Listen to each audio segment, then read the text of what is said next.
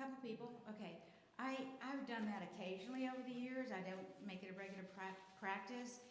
And it crossed my mind in December, but I didn't think anything about it. Then one day a word chose me. And that was the word relaxation or relax. And as soon as it popped into my head, into my awareness, I said, oh, that's my word for 2026. I knew that exactly. But I wasn't thinking of making it a topic for a talk because the word chose me, and I thought, well, it's not necessarily going to be interesting to everyone, until I started doing research on what different spiritual teachers say about relaxation and relax. And I came across Michael Singer's podcast, free podcast on YouTube, and I listened to it. I was inspired to listen to it. And I always follow my cues for inspired action. In it, he said, learning to relax. Oh, the title of it was Your Highest Technique. Your highest technique, relaxing behind your disturbance. But he said that relaxing behind your inner disturbance, which we create, is not an optional course. It's not an elective. It's a required course in our life in which we learn to stop creating the inner disturbance and choose to relax instead. I said, okay, I can do this. But anyway, that was my clear message, that I am to share my word with you. And if you're ready for less struggle, less inner disturbance, and more ease and more peace of mind in your life, then this is a message for you too. But I'm going to begin by sharing my experience, or rather my non-experience with relaxation. I actually am all for relaxing. I love to relax. I'm not against it a bit. It's just that I hadn't made much time for it in my life. And I hadn't made it a top priority. Except for maybe brief moments like the nice meditation you did and things like that. Hadn't made it a top priority. Up until that time, I probably would have described myself as a person who doesn't sit still much, who has a short attention span, who is often easily distracted, and I tend to walk fast. I noticed even this morning when I was coming in and going out in my car, I started walking fast, and I caught myself being mindful and slowed down a little bit. It just takes practice, and awareness is our first step. So, not much relaxation in all that I just said to you, was there? No, And because I'm also interested in experiencing so much in my life, I have a long bucket list. I tended to pack so much in every day and rush from thing to thing without much break in between. Can anyone relate? I see some nodding heads. Okay. But looking back, I can now see that my God within, my inner being, and my body were both trying to get my attention, and had been for a while, right? But I was too busy packing everything in. I have a friend that I see on a regular basis. We go out to lunch, and every time we do, he reminds me, Judee, slow down, breathe, be mindful. And I do for a little bit until I get back into my habit, right? We have habits. And then my massage therapist, every time I go see her, she says, oh my goodness, your neck, your shoulders, and your upper back are so very tight. And she would say that every time I came. And I could feel the soreness in it. And then I started recently, a friend told me about someone that was helping her a lot, and I started brain neurofeedback training sessions. And the first time they tried to do a brain map on me, I was told that they couldn't get a good reading because my body was too tense. Now, I had no idea my body was tense. I thought, I'm just sitting here, I'm just sitting here. But so I could get another brain map that they could read, they gave me breathing exercises. Then every night for 5 minutes, I was to do 4 breaths, slow, deep breaths in, and 6 slow, deep breaths out. And I started doing that, and I've been doing that faithfully every night, and also when I catch myself being stressed, and any other time I think about it during the day, I've been doing that breathing. But what a difference that has made for me in helping me to relax more, to be more aware of my body, and to be in the present moment more, all of which are very beneficial, very beneficial. And the feedback that I had been getting about the tightness in my body sparked my desire to learn how to do it all differently, how to relax. I am becoming more aware of when I'm creating inner disturbance since I've listened to Michael Singer's podcast, and I've listened to it about 5 times now. Sometimes just in pieces because I think it's an hour long, sometimes the whole thing.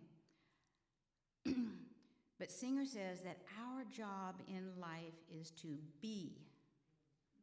He didn't say do, it's to be, and to experience what is in front of our face. Now, moment by moment, life unfolds, and there's always something new in front of our face to experience. He says there's nothing complicated about simply being and experiencing. Nothing complicated, but we humans add a complication that he calls inner disturbance. We add that complication. And inner disturbance is not caused by what's in front of our face, by the events that life brings it. No, it's caused by our reactions to the events. And you all know that. And we just keep reminding each other till we really get it, And most importantly, we need to know that the disturbance is optional. We don't have to be doing that. Life moves energy through us all the time. It can be a comment, a sound, a thought, a memory. The disturbance isn't what happened, what life brought to us. The disturbance occurs when what happened triggers fear and resistance in us, and then we tighten up and resist. Yeah? He said the highest technique we can use to, when we notice the inner resistance, is to choose to relax. It's our choice. Yet most of us humans have been conditioned totally opposite. When we feel discomfort, we often want to run, avoid it at all costs, resist it, or take action and change something out here, outside our life, right? Changing things outside only brings temporary relief at best, yet so many humans do it over and over and over again. If our problem is inside, the solution cannot be found outside. It's all within us. Everything is within us. Once you get that, you instantly see the insanity of trying to fix things outside to get rid of the inner disturbance. It reminds me of the quote, insanity is doing the same thing over and over again and expecting different results, right? We all know that, I'm sure. What if we bring our body into this required course that Michael Singer speaks of? Bring our body into it. I love my body out a lot, but no more. Our body reacts to an event that triggers inner disturbance by having fearful thoughts related to past experience or the imagined future. Shoulders lift and tighten, jaws clench, breathing shortens, stomach knots up. And yet, we usually try to fix the mind or our thoughts before or while the body is still braced. While the body is still tense. Relaxation is a spiritual practice. Yet it begins in the body. It begins in the body. Relaxing the body is an act of faith and an act of trust. Alan Cohen says that fear and faith cannot coexist in the same place at the same time. The antidote to fear is not to resist it or not to push our way through it. The antidote is to tap into a deeper knowing, a knowing that's deeper than the level at which the fear is at. And that deep place is inside each and every one of us, right inside you. And our role is to relax into it, beginning with relaxing the body. Now, this explains why Singer said the key is relaxation, because we are not able to effectively tap into that deep place of inner knowing or to tap into our spiritual powers that Charles Fillmore has described, one of which is faith. That's the power for this month. One of which is faith. And then we can't live the life we are destined to live when we're physically uptight and stressed and resistant and fearful. Now, here's some things that happen when we relax. We stop resisting life. We just allow it to unfold. We stop bracing against danger that isn't present, that is in our imagination. We allow life energy to flow through us, not get stuck in here. And we align with divine mind. Relaxation brings to mind one of Jesus' sayings, and I'd like you to say it with me. Peace, be still. Again, peace, be still. And three's a charm. Peace, be still. All right. And here are some things that happen when we do relax. I said that. Okay. Here's what happens when we don't relax. Energy gets stuck in our body, and our health can get adversely affected. Our negative reactions resurface, and we replay the same patterns. Why is this happening to me again? We're the common denominator. And we think we're responding to the now moment, but what we're doing is reacting from past experience. Reacting from past experience. Unity would say we are re-energizing old states of consciousness that are no longer for our good. No longer for our good.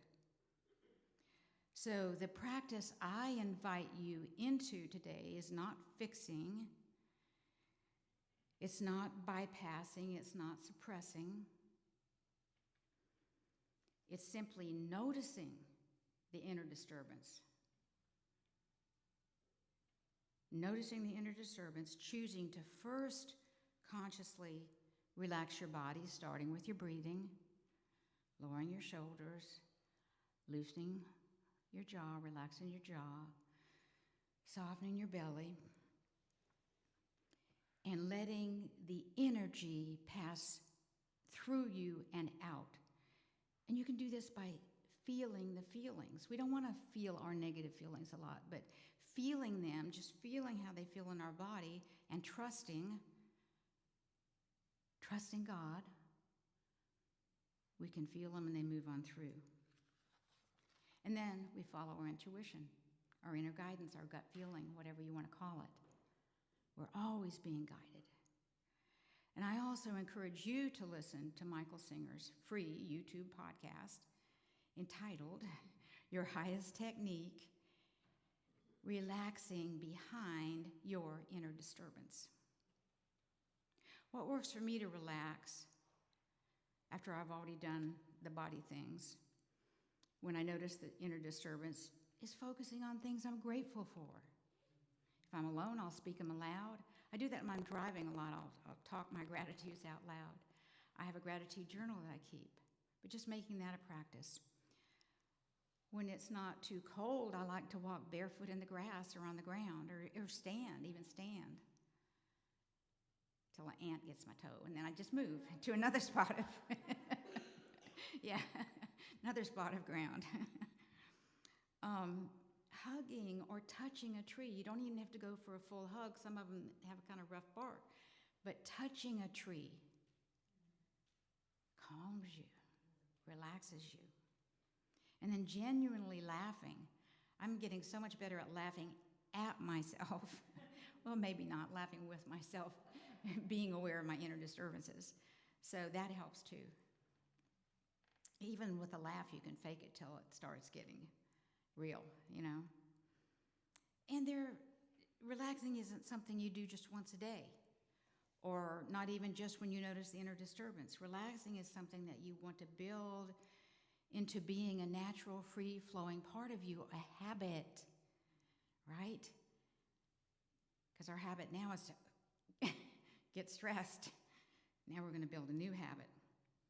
And there are many practices that I know many of you do already, just like the meditating and the singing and the chanting and the sound healing and forgiveness and yes, yoga, yes, definitely yoga. Where's June?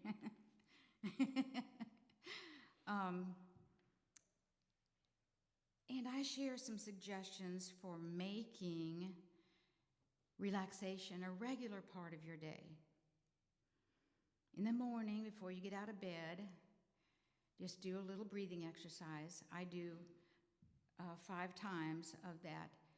Breathe in for 4 seconds, breathe out for 6 seconds. Or you can do 5 and 7. You can do what works for you.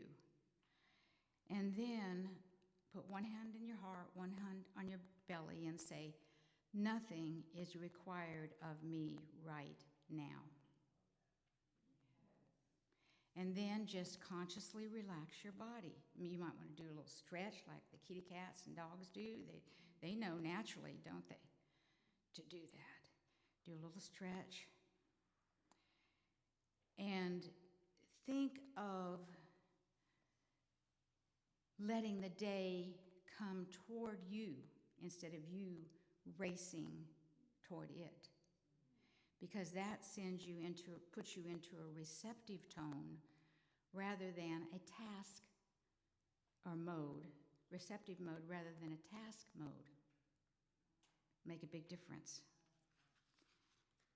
And then throughout the day, do some little breathing, exhaling a little bit longer than you inhale, just whenever you think about it, and say, where am I tightening? Notice that, and then just relax each of those places. I know when I'm on my computer and I remember to be aware, it's always my shoulders are up, you know? I never noticed it before until I practiced being more mindful of my body. And then before you go to sleep, instead of reviewing what you did or didn't do during the day, just say, today was lived. I am grateful for the journey of this day. That's it. No judgment, no grading, no improvement plan, just acknowledgement and gratitude. Now let's look at how relaxation partners with some of our spiritual powers that Charles Fillmore described. It doesn't replace any of our spiritual powers, it harmonizes them. Harmonizes them. It gives relaxed direction to our power of will. We still get to choose. There's just no strain with it. It's not difficult. Will becomes aligned with our inner being, with God within, instead of effortful. We set our intentions and we let life carry them throughout the day. And if there's any action for us to take, it's not the shoulds, the have-tos, or the musts. It's the inspired action that comes from our inner being. And that's the kind of action that you can't not take because it feels good. Oh, yeah, I'm going to do that. Then relaxation gives gentle insight to our power of understanding. Rather than figuring things out, we trust and allow that understanding and clarity will come to us. Now, I was raised to figure things out. My son finally has stopped saying that. My daughter catches herself. But they got that from me because they heard me say it a lot, I'm sure. Trust and allow. And relaxation gives our power of order and organic flow. It teaches us that divine order isn't rigid. It's responsive. Divine order is responsive. Relaxation gives our power of love unconditional presence. It allows us to love without self-sacrifice. We can love more freely because we haven't overextended ourselves, which I found myself doing a lot last year. Relaxation gives our power of life vital ease because our vitality increases when we stop pushing against life and pushing against ourselves.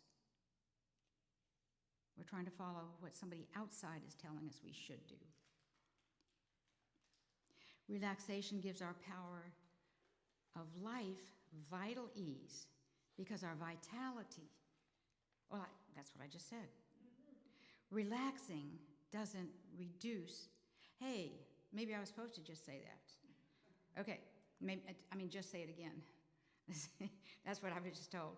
Okay, relaxation gives our power of life vital ease because our vitality increases when we stop pushing against life and pushing against ourselves, when we're following the shoulds, the have-tos, and the musts. Yeah, that's why I said it again. Relaxing doesn't reduce aliveness, it restores it. It restores it. And what we need on this planet is more people who come alive, right? From that quote I shared last month. Relaxation activates our power of release through effortless and easy letting go. Instead of actively letting go, we simply stop holding onto. And then we all of a sudden realize that what we intended to release is gone. We're not holding on to it anymore. And the spiritual rewards when we choose to consciously relax are many. We're in the present moment. The present moment. No past, no future. And we recognize and or reclaim our power that we've given away and start using it again. We respond instead of react. We let ourselves experience peace inside unconditionally. That means no matter what's going on out here, we can experience peace inside, which makes us much more effective in bringing peace to the world. And then feeling a sense of all is wellness. All is well. Feeling free, and then raising our level of consciousness and our frequency and our vibration. But choosing to relax is not being passive. It's not avoidance. It's not being lazy like many of us might have been taught. It's a powerful act of spiritual trust. And learning to relax behind the inner disturbance is demonstrating spiritual mastery.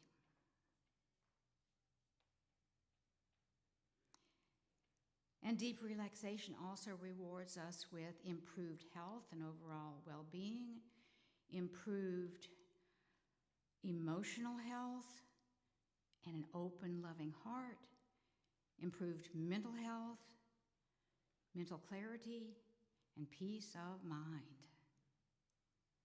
All that from relaxing. Building that into your life. And the practice of relaxation aligns beautifully with unity teachings. It reinforces that we are not our thoughts. We are not our reactions. We are the awareness behind them that watches them, that observes them.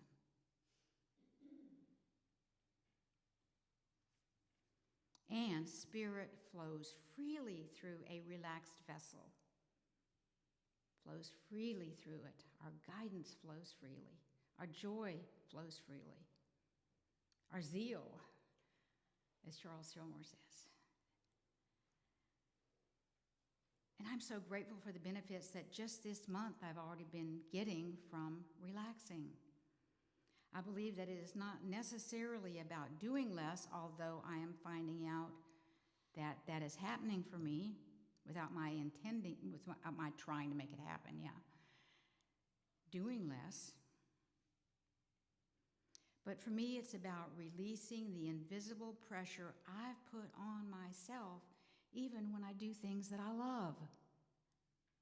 And I'm also becoming aware that relaxation has come to remind me that my being has always been enough. I don't have to earn my worth through efforting. Can I get an amen? Yeah. And I trust that relaxation will allow my creativity to flow with less resistance, no resistance, eventually, more ease, more playfulness, and more joy. Got to add that playfulness in there. And that fun, Judee, right? Okay. And my relationships will feel lighter because I'll no longer carry a responsibility for anyone else's experience, especially my kids. Oh, yeah. Was that a deep breath I saw you take? Whew, yeah. Yes, yes, yes. Also, relaxation invites us to experience how much life responds to us positively without our having to push or make anything happen, try to make anything happen, right? Life reacts positively to us. And it can teach us that when we soften, things we want will still happen in our lives. They'll just be more joyful and probably a lot better than we could have ever imagined. Relax, yeah. Not everything in our lives needs our tending and our supervision, and not any micromanaging. I'm glad I can inspire some laughs out there about all this. We can laugh at and with ourselves, right? Yeah. Some things bloom quicker and more beautiful when we step back. Relaxation says nothing is late, nothing is behind, everything's in divine order, everything's in divine timing, and it teaches us to have confidence in the divine unfolding of life, to trust that. Relaxation invites us to live inside our bodies with more kindness and less correction. Our bodies need to be befriended, nurtured, honored, respected, loved. That's my main healing process, is to say, I love you, body. I love every cell in this body. And then I'll go through my organs. I love you, heart. I love you, liver. I love you, bones. And just pat. That's another relaxing thing. Just love on your body. And also, our bodies need to be trusted. They have great healing power if we just get our limited thinking out of the way, right? Our fear out of the way. And relaxation shows that we don't have to hold everything together. Things are held together pretty well by love and grace of God and Spirit. And I started to say by life, but life often has things fall apart, which we sometimes misinterpret as this is bad. But what it's doing is things have to fall apart sometime so they can come back together at a whole new higher level. And relaxation helps us to enjoy our lives more. I love what Abraham Hicks says. Life is supposed to be fun, right, Judee? Yes. How many agree? Life is supposed to be fun. Yes, yes, yes. And our job, I won't even say job because that sounds like work, doesn't it? Our role is to enjoy it. Enjoy it. And relaxation isn't asking us to change who we are. It's asking us to let go of resisting being who we truly are. Remember that life is always going to move energy through us. The question is not whether we will feel it.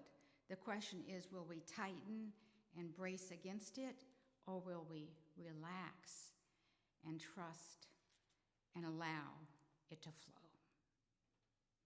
Have you ever had someone say to you, relax, and it caused an inner disturbance in you? Yeah. Yes. So I've done that many times, yeah. So instead, what you can do is we can always change our perception of something, right? So instead of seeing it as a command or an instruction, see it as an invitation, a reminder to do what is going to benefit you so highly. Because that other person just said that to you because they are not relaxed. And so just have some compassion for them. And let's close with a couple of, three. I love three, it's a charm. Repeat after me affirmations. I'll say it once and then repeat it with me. As I relax my body, my mind becomes peaceful. As I relax my body, my mind becomes peaceful. I trust the flow of life unfolding through me now. I trust the flow of life unfolding through me now. I relax and life supports me. Relax and life supports me. And so it is. Light of God surrounds us.